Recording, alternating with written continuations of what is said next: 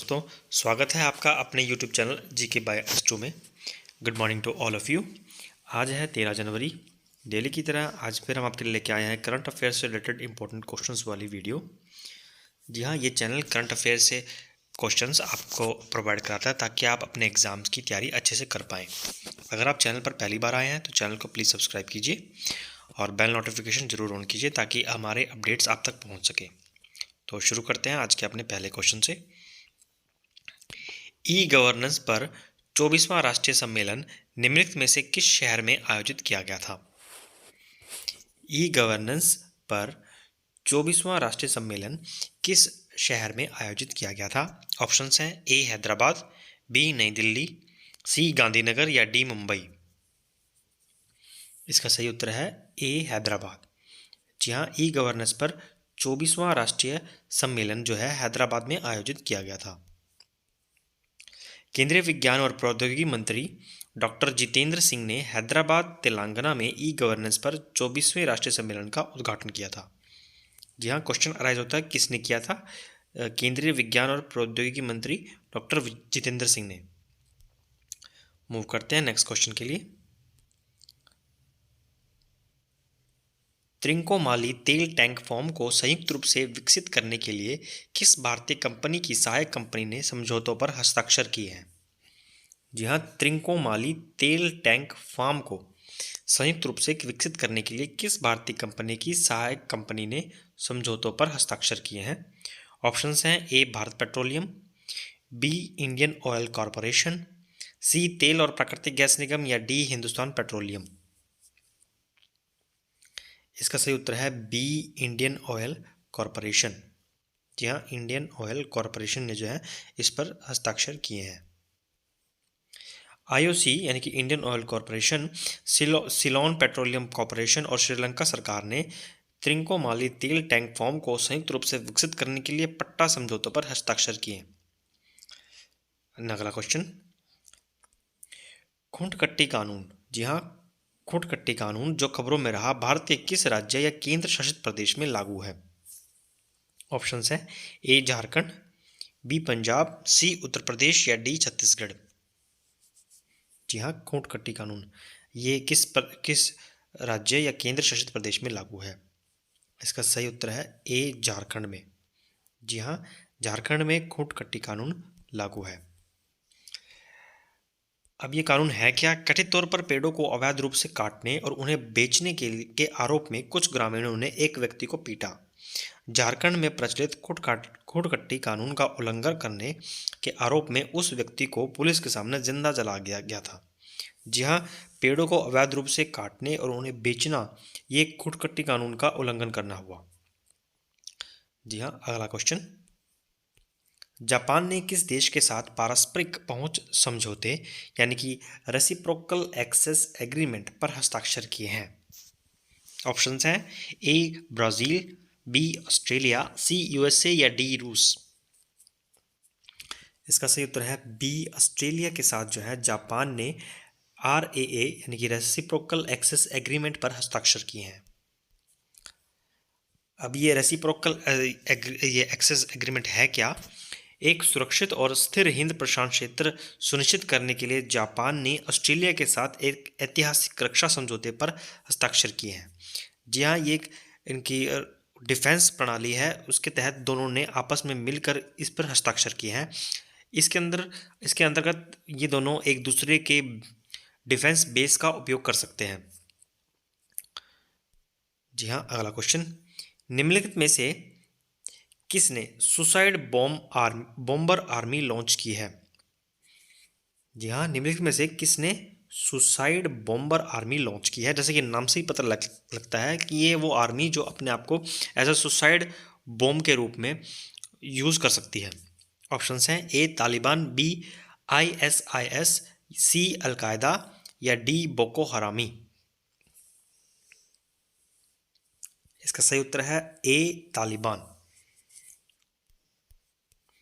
जी हाँ, काबुल के अकॉर्डिंग आतंकवादी आखिर आतंकवादी ही होते हैं। उनकी सोच और इरादे दोनों हमेशा खतरनाक होते हैं। अफगानिस्तान की सत्ता पर कब्जा करने वाले तालिबानियों ने भी अपने इरादे जाहिर कर दिए हैं। उन्होंने कहा है कि उनकी सेना में आत्मघाती हमलावरों यानी कि सुसाइडर बॉम्बर का एक दस्ता भी बनाया जाएगा। तालिबान ने कहा कि Islamic Emirates of Afghanistan 1 lakh सैनिकों वाली नई फौज तैयार करने जा रहा है। इसमें फिदायीन हमलावर भी होंगे। जी हाँ, फिदायीन हमलावर वही जो अपना सुसाइड बॉम्बर होते हैं। मूव करते हैं नेक्स्ट क्वेश्चन के लिए। निम्नलिखित में से कौन सा देश अपने 102वें और सबसे नवीनतम सदस्य के रूप में अंतर्राष्ट्रीय और गठबंधन यानी कि ISA में शामिल हो गया है? ऑप्शंस हैं ए एंटीगुआ और बारबूडा, सी सेशेल्स, बी सेशेल्स, सी त्रिनिदाद और टोबैगो या डी बारबाडोस। जी हाँ, कौन सा देश 102वें और सबसे नवीनतम सदस्य के रूप में अंतर्राष्ट्रीय और गठबंधन में शामिल हो गया है? अंतर्राष्ट्रीय सौर गठबंधन में शामिल हो गया है। इसका सही उत्तर है ए एंटीगुआ और बारबूडा। जी हाँ, एंटीगुआ और बारबूडा आधिकारिक तौर पर एक सदस्य देश के रूप में अंतर्राष्ट्रीय सौर गठबंधन यानी कि ISA में शामिल हो गया है। ISA यानी कि इंटरनेशनल सोलर एसोसिएशन में शामिल हो गया है। मूव करते हैं अगले क्वेश्चन के लिए। भारत में संयुक्त राष्ट्र विश्व खाद्य कार्यक्रम ने PM पोषण योजना की प्रभावशीलता को बढ़ाने के लिए किस संगठन के साथ भागीदारी की है? ऑप्शंस हैं ए गूंज, बी रिलायंस फाउंडेशन, सी अक्षय पात्र फाउंडेशन या डी प्रथमी। इसका सही उत्तर है सी अक्षय पात्र फाउंडेशन के साथ जो है PM पोषण योजना की प्रभावशीलता बढ़ाने के लिए भारत में संयुक्त राष्ट्र विश्व खाद्य कार्यक्रम शुरू किया गया है। भारत में संयुक्त राष्ट्र विश्व खाद्य कार्यक्रम यानी कि वर्ल्ड फूड प्रोग्राम ने प्रधानमंत्री पोषण शक्ति निर्माण योजना की प्रभावशीलता को बढ़ाने के लिए अक्षय पात्र फाउंडेशन के साथ भागीदारी की है। मूव करते हैं अगले क्वेश्चन के लिए। केंद्र ने उत्तराखंड के धारचूला में महाकाली नदी पर पुल के निर्माण के लिए निम्नलिखित में से किस देश के साथ समझौता ज्ञापन को मंजूरी दी है? ऑप्शंस हैं ए श्रीलंका, बी मलेशिया, सी नेपाल या डी बांग्लादेश। इसका सही उत्तर है सी नेपाल के साथ। जी हां, आर्थिक मामलों की मंत्रिमंडलीय समिति ने महाकाली नदी पर एक पुल के निर्माण के लिए भारत और नेपाल के बीच एक समझौता ज्ञापन को मंजूरी दी है, जो भारत और नेपाल के बीच की सीमा बनाती है। अगला क्वेश्चन। जल शक्ति मंत्रालय द्वारा 2020 के तीसरे राष्ट्रीय जल पुरस्कार में किस राज्य को सर्वश्रेष्ठ राज्य का पुरस्कार मिला है? ऑप्शंस हैं ए मध्य प्रदेश, बी उत्तर प्रदेश, सी तमिलनाडु या डी राजस्थान। जी हाँ, जल शक्ति मंत्रालय द्वारा वर्ष 2020 के तीसरे राष्ट्रीय जल पुरस्कार के लिए किसे राज्य का पुरस्कार मिला है? इसका सही उत्तर है बी उत्तर प्रदेश को। जी हाँ, उत्तर प्रदेश राज्य को सर्वश्रेष्ठ राज्य का पुरस्कार मिला है। अगला क्वेश्चन।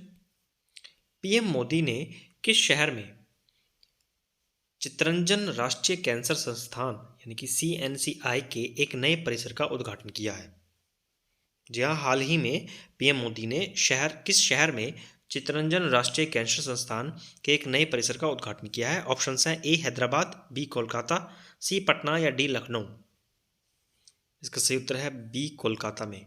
जी हाँ, प्रधानमंत्री नरेंद्र मोदी ने कोलकाता शहर में चित्तरंजन राष्ट्रीय कैंसर संस्थान के एक नए परिसर का उद्घाटन किया है।